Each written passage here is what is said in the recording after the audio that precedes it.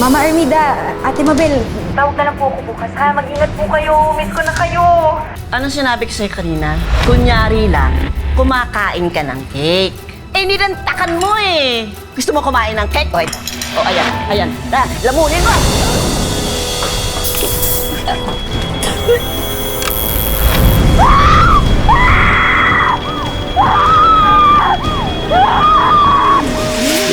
This feels weird.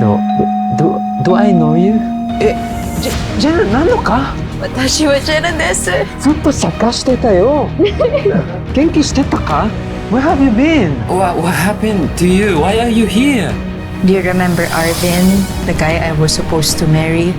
He and his mom threw me and Ate Mabel out of the house that I paid for. Ate ko! Sorry po.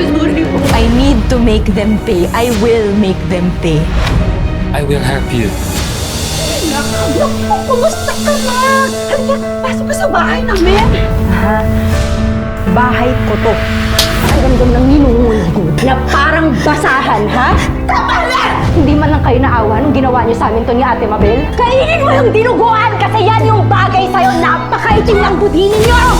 レナちゃん、今はおかしいですか？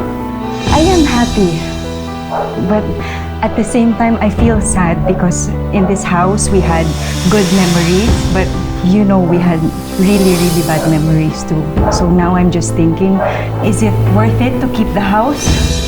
Ate, may problema po ba? Hindi po ba kayo masaya? Bigat-bigat. Ako na yun. No. I can do it. I'll answer the door. Excuse me. Kain na kayo, please. Pakialalayan si. Help her, please.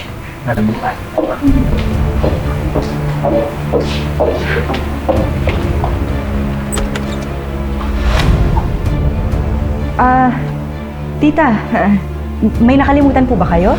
Oo, may nakalimutan ako ibigay sa'yo. Ito, oh. Sisirain ko yung mukha mo. Peste kayo sa buhay ko! Mama! Bitaw ka dyan! Para sa'yo talaga itong... Tama na! Tita! Hiroshi! Tita, tama na! Tungkol dyan ang kwento natin ngayong Sabado, dito lang sa Tadhana.